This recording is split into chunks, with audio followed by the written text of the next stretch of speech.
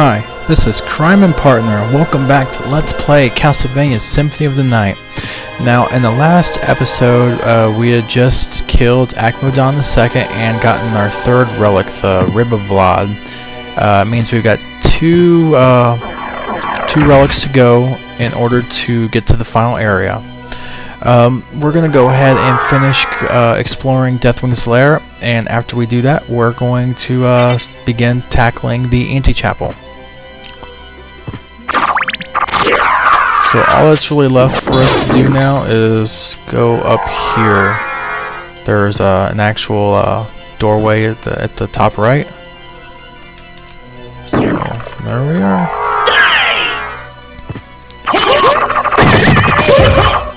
Yeah, these things are they're rather loud. They die easily enough.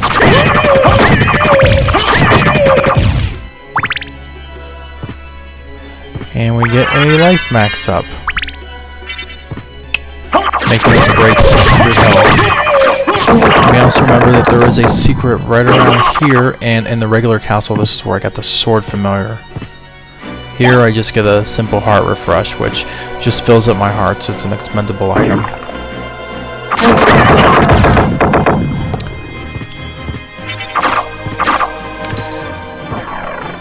And this doorway will take us into the Antechapel. But you know what? I mean, if you look at the map, I'm kind of right in the middle of it. So I'm gonna go ahead and backtrack to the reverse keep, and we'll start going through the Antechapel from there. That way we can clear it all in one fell swoop. So I will be back. Okay, we are back in the reverse keep. I went ahead and I backtracked through Deathwing's Lair to the teleporter, and from there I just took the teleporter 2 times back to where I am now. So let's go ahead and run through here very quickly, and we will be at the Antechapel. You know what? When I said quickly, I meant...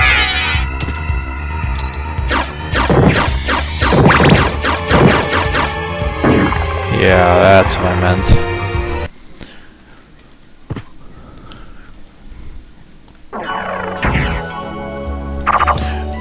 Okay, balloon pods, they can poison you with those little pods. Not a huge deal, but it's a little annoying, so just try and be careful when you go and kill them.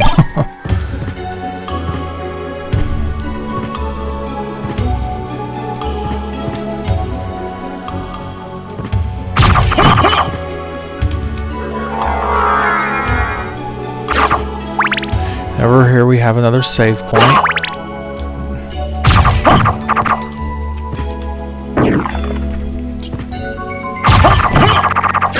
Alright, and that Black Panther actually drops another rare item I'd like to show you, so I'm going to off-screen getting the rare weapon from him. Okay, I got the rare drop from the Panther. It is the, yes, you read right, it is the legendary Masamune Katana. This katana has an attack that's similar to the Yasutsuna with the little whirling effect. If you hit down, forward, and hit attack, you can do one of those little teleport attacks like the Alucard sword. This one actually doesn't cost any magic to use, and the attack power of that teleport hit is twice as powerful as doing a regular hit. So in terms of attack power, this is pretty strong.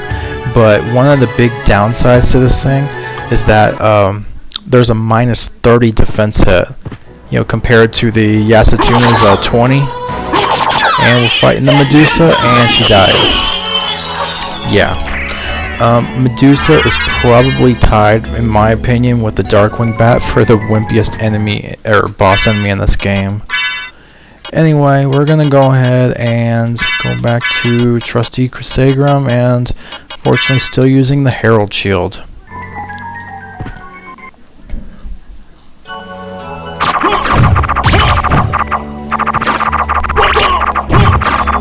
But yeah, that Medusa, all she does is really just kind of move around really slowly and shoot lasers that stone you. That's it. I mean, oh my gosh, I got stoned. Big whoop. You know, if I really cared, I could have equipped the Mirror Cuirass and given me immunity to stoning, and that would have really, yeah, that would have made that fight even easier than it would have been anyway. Anyway, moving on.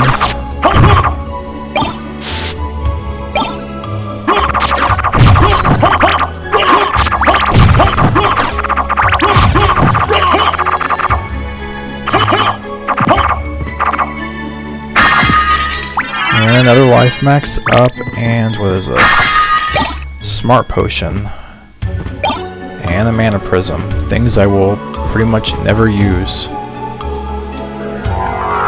Now, this area that I'm coming up to, you may remember this is actually where the Long Hall of Spikes was, where I used the Spike Breaker armor. Well, let's go ahead and do the same thing as we did the last time. There it is.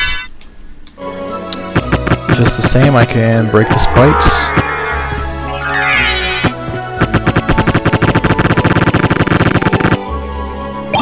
And what was that? Oh, it is the Twilight Cloak. You may remember the Twilight Cloak is the one that Alucard starts with at the beginning of the game. Best cloak in the game. Unless, again, you know, you want the Blood Cloak for the Heart's effect. This is it. And it's got that really cool black and red glowing effect on the inner portion of the cape. You can't go wrong. Anyway, we're going to head back.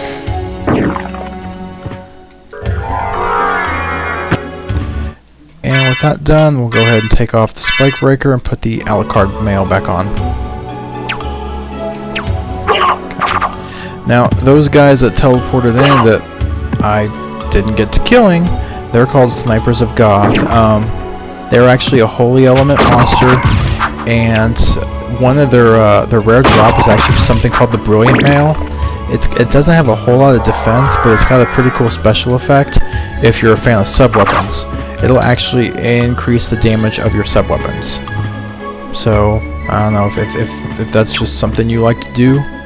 Yeah, you want to get one from this guy then.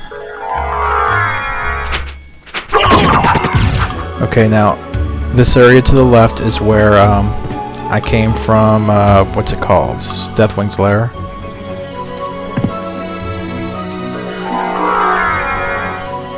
But we already went there, so... Okay, and apparently an imp greeted me, so let me tell you a little about them. They look somewhat similar to the demon familiar, but what they're going to try and do is they're going to try and swarm you. And when you're trying to attack, a lot of times they'll try and avoid your hit. And what they'll do is they'll kind of cling onto your back and then put you in some kind of weird berserk status where all you do is just swing your weapon over and over. And in order to get them off you, you have to start mashing buttons. So it's kind of weird. But yeah, they die really easily. And over here is where the little chapel room thing is, where you can what's it called? Confess your sins.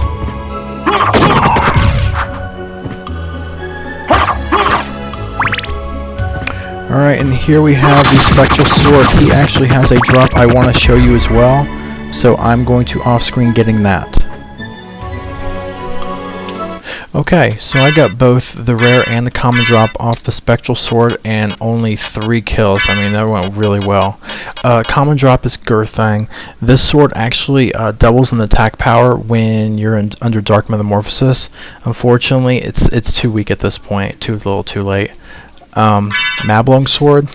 This sword is actually the Shield Rod 2.0. It's actually a decent weapon in its own right. Plus, it's got the Shield Rod effect. So I won't be using the Shield Rod anymore. If I use anything, I'll be using that. Also, something else to note, I neglected to show you what that 4th relic did from Medusa. It actually makes me immune to curses. The Heart of Blood. So that makes 4, and I just need 1 more.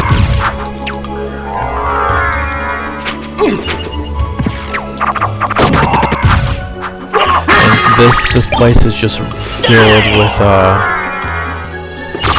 expendable weapons. javelins, boomerangs, fire boomerangs, you name it. Also, this archer guy, he has a rare drop called the Vorpal Blade. It's like the Crusagram and the Yatatsuna in that you can attack at the same time while you move, but it's not so broken. Basically, it attacks as fast as you can mash the attack button down. So, I'm not going to go ahead and off-screen it because I'm really running short on time, but it's just something to note.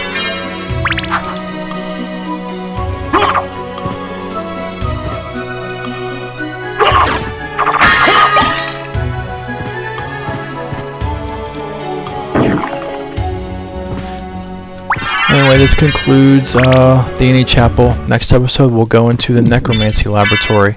This is Crime and Partner. Thanks for watching. See you next Crime.